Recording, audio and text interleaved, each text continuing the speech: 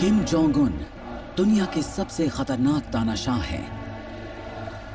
75 सालों से north Korea में चली आ रही क्रूर कम्युनिस्ट शासन व्यवस्था के शासक।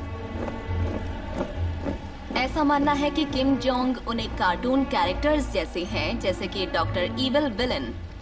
ठीक है, लेकिन ऐसा नहीं है। किम जोंग कोई मजाक नहीं है, बल्कि एक क्रूर तानाशाह है जिनके हाथ में सत्ता है। अपने शासन के शुरुआती सालों में सबसे पहले अपने दुश्मनों का सफाया किया और फिर अपने परमाणु हथियारों को दुरुस्त किया। पर किम की सबसे बड़ी चुनौती अब सामने है। दुनिया बदल रही है और इस बदलती दुनिया के साथ किम को भी बदलना होगा और अपने देश को वर्तमान समय में आगे बढ़ाना होगा। अपने पिता और दादा के द्वारा बनाई गई शासन करने की व्यवस्था से किम कितनी दूर तक जाएंगे ताकि वो बिना नियंत्रण खोए अपनी छवि को एक आधुनिक नेता वाली पेश कर सके।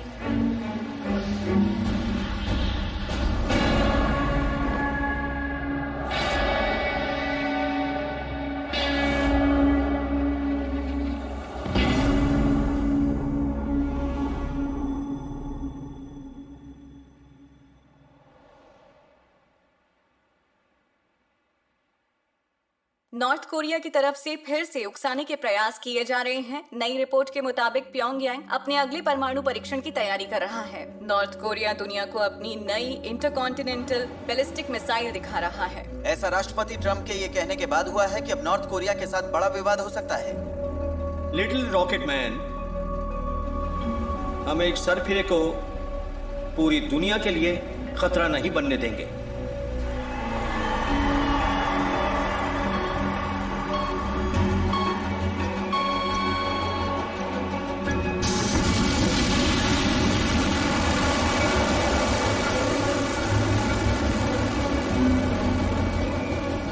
दो 2017 में किम जोंग उन ने अपने परिवार के बरसों पुराने सपने को पूरा किया और वो सपना था ऐसे परमाणु मिसाइल का निर्माण करना जो उनके सबसे बड़े और पुराने दुश्मन यूनाइटेड स्टेट्स पर हमला कर सके।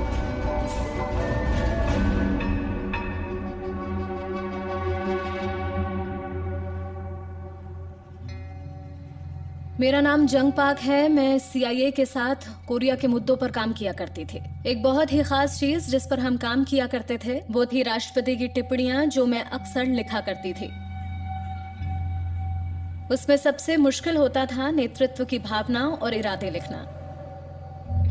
जब बात ये जानने की होती है कि किसी के दिमाग में क्या चल रहा है तो ये थोड़ा मुश्किल काम है। मेरा पूरा करियर किम के दिमाग में चलने वाली खुराफातों को जानने में निकला है और वहाँ से जो हमने जाना है वो ये कि किम जोंग सिर्फ अपने पिता और दादा से मिली शिक्षा को ही फॉलो नहीं कर रहे, बल्कि वो तो उनसे भी कहीं ज्यादा गुस्से वाले और सख्त तानाशाह हैं और ये गुस्सा बहुत बुरा साबित हो सकता है।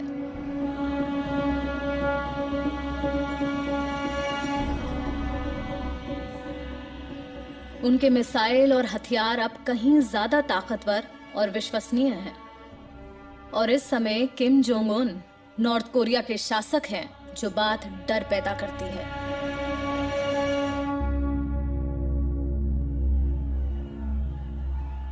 पर किम अब परेशानी में हैं। बाहरी दुनिया से उनके कटाव ने उनके देश की अर्थव्यवस्था को घुटनों के बल गिरा दिया है। कोरियन वॉर के समय से ही नॉर्थ कोरिया अमेरिकी प्रतिबंधों से जूझ रहा है और समय के साथ साथ ये प्रतिबंध और भी ज्यादा कड़े होते गए और किम के लिए वाकई ये एक बहुत बड़ी चुनौती है ताकि वो अपने देश को आगे बढ़ा पाए। नॉर्थ कोरिया एक ऐसा देश है जहां खाने की कमी है और वो बाहरी दुनिया से अलग थलग है। किम जोंग उन ये बात अच्छी तरह से जानते हैं कि लंबे समय तक जनता को वो ये सब चीजें नहीं दे पाएंगे। अपने देश को आधुनिक युग में लाने और सत्ता पर अपनी पकड़ बनाए रखने के लिए किम को नॉर्थ कोरिया और अमेरिकी नेतृत्व के बीच होने वाले अंतर्राष्ट्रीय व्यापार पर लगे प्रतिबंधों को हटवाना पड़ेगा। 2018 में किम ने अपना पहला कदम उठाया। मैं 12 जून को सिंगापुर में किम जोंग उन के साथ बैठक करूंगा ताकि हम पूरी दुनिया के शांत और सुरक्षित भविष्य के लिए कदम उठाएं।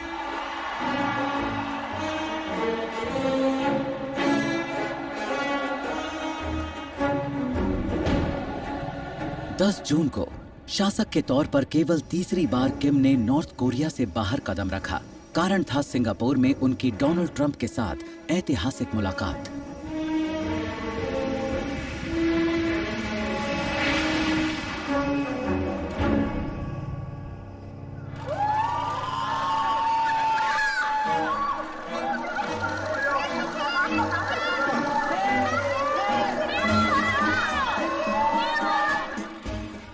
सिंगापुर में हुई मीटिंग किम जोंग उन के लिए दुनिया के सामने उनकी एक बहुत बड़ी शुरुआत थी। किम जोंग उन जब बाहर आते हैं तो वो तस्वीर शानदार थी।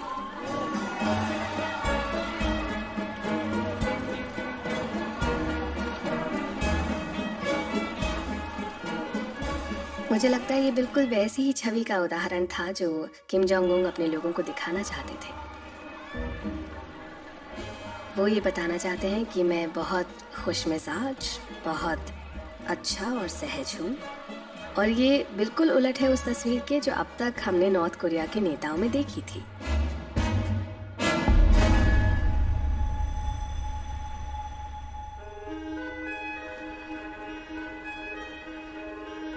सिंगापुर में नॉर्थ कोरिया के एकांत प्रिय तानाशाह ने पहली बार दुनिया के सामने अपना पहला कदम रखा।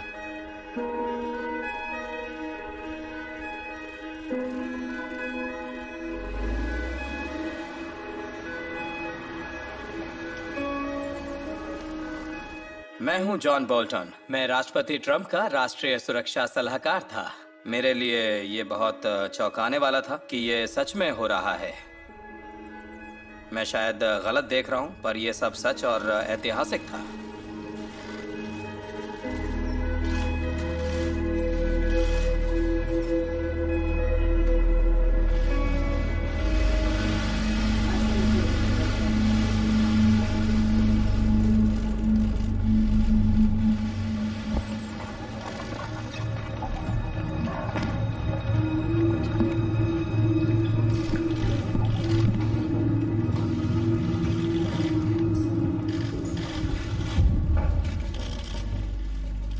मीटिंग के दौरान ये बिल्कुल साफ था कि किम बहुत सहज थे। वो राष्ट्रपति ट्रंप को बहुत अच्छी तरह से भाप रहे थे।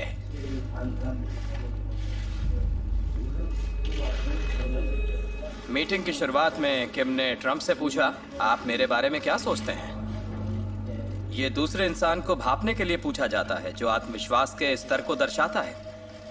मेरा मतलब है, आप मेरे बारे में क्या सोचते हैं? ये दूसरे से ये कहलवाने के लिए एक निमंत्रण है। आप एक अत्याचारी तानाशाह हैं जो करोड़ों लोगों पर अत्याचार कर रहे हैं, और जो आप कह रहे हैं मुझे उस पर भरोसा नहीं है। ये एक सटीक जवाब होता, लेकिन ये जवाब मीटिंग रोकने वाला भी साबित हो सकता था। शुक्रिया। मीटिंग कैसी चल रही है मिस्टर प्रेसिडेंट? ट्रंप ने इस सवाल का जवाब बहुत अच्छे से दिया कि किम बहुत अच्छे हैं, बहुत सहज हैं और बहुत कुछ। क्या बात बन रही है मिस्टर प्रेसिडेंट? सब अच्छा चल रहा है, शुक्रिया। सबका शुक्रिया। शुक्रिया।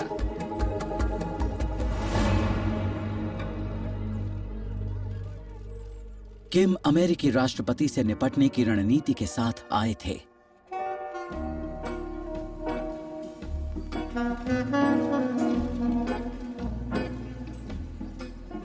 जब ये दोनों नेता एक साथ होते हैं तो कुछ जादू सा होता था। मैं कह सकती हूँ, क्योंकि जो मैंने देखा मुझे वो रोमांस जैसा लगा।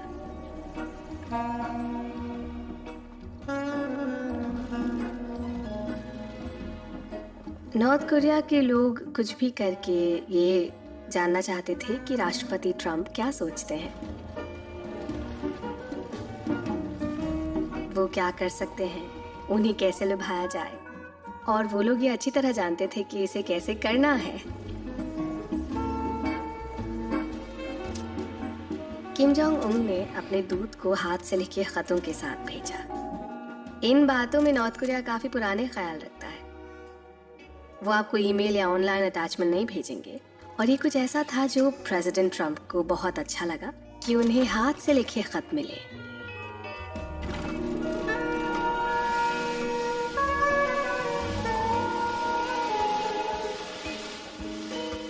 ये एक तरह की बातचीत थी। मैं ज्यादातर इस बात से चिंतित था कि ट्रंप बहुत ज्यादा ना बोल दें। लेकिन उसकी बजाय वहां पर बातचीत हुई south Korean US war games की, क्योंकि ट्रंप ने उन्हें यहाँ बुलाया था तो उन्होंने हार मान ली। ये किम के लिए एक तरह की रियायत थी और हम में से किसी को नहीं पता था कि ऐसा कुछ होने जा रहा है। ठीक है। इस बात ने किम को काफी हद तक खुश कर दिया था। ये बहुत अच्छा था। लाइए दीजिए। मैं असल में बहुत ज्यादा सख्त हो रहा था, इसलिए वो भी सख्त थे और ऐसा चला आ रहा था, लेकिन अब सब ठीक हो रहा है। ओके? हाँ बिल्कुल। उन्होंने मुझे खत लिखे और वो खत बहुत सुंदर थे। शायद हमें प्यार हो गया।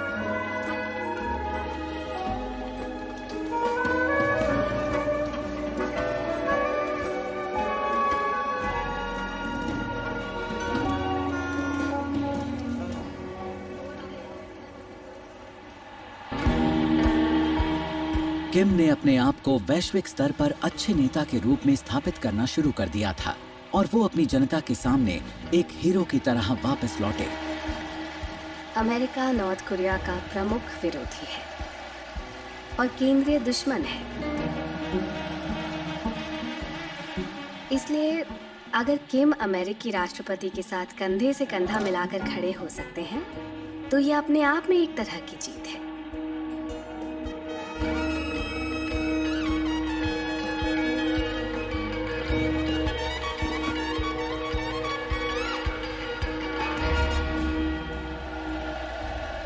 किम जोंग उन अपने लोगों से ये कह सकते हैं कि दुनिया के सबसे ताकतवर नेतृत्व वाले देश हमारी बात पर गौर कर रहे हैं।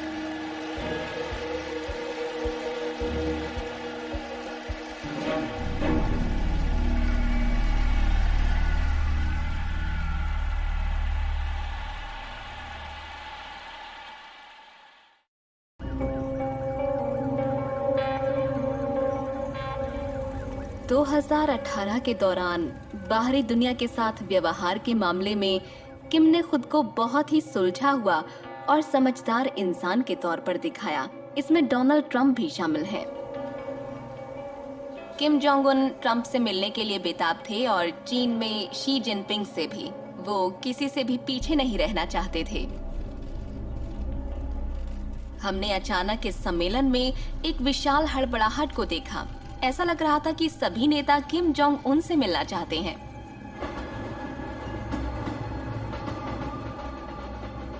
नॉर्थ कोरिया एक बहुत ही कमजोर देश है, लेकिन उसके पास परमाणु हथियार हैं। किम जोंग उन अगर किसी बड़े युद्ध में शामिल होते हैं तो वो आधे ग्रह को उड़ा सकते हैं और यही उन्हें एक बहुत बड़ा लाभ देता है जो उन्हें वैसे कभी नहीं मिल पाता। वो पुतिन से रशिया में मिलने के लिए गए। पुतिन दुनिया भर के नेताओं से मिलने के लिए बहुत प्रसिद्ध हैं, बहुत देर से मिलने के लिए। खैर, व्लादिवोस्तोक में वो पुतिन थे जो किम जोंग उन का इंतजार कर रहे थे। किम दुनिया को ये दिखाना चाहते थे कि आप ये जानिए कि दोस्तों के बीच भी हमारा कद ऊंचा है।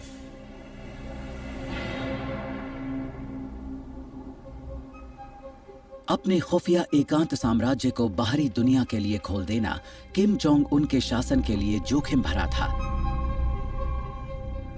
अपने शासन के शुरुआती सालों में किम ने विदेशी लोगों को चीन बॉर्डर पर बने खास ट्रेडिंग जोन में व्यापार शुरू करने के लिए प्रोत्साहित किया और यहां आने वाले पहले कुछ विदेशियों में से एक थे साउथ कोरिया में जन्मे अमेरिकी नागरिक किम डोंग चुल। मैंने वहां पर विदेशी नागरिकों के लिए होटल खोला था। मुझे CIA के लोगों ने अप्रोच किया था। वो चाहते थे कि मैं उनके लिए जासूसी करूं किम जोंग उन के बारे में। मैंने उन्हें बार बार मना किया पर वो कहते रहे कि मुझे ये करना ही पड़ेगा।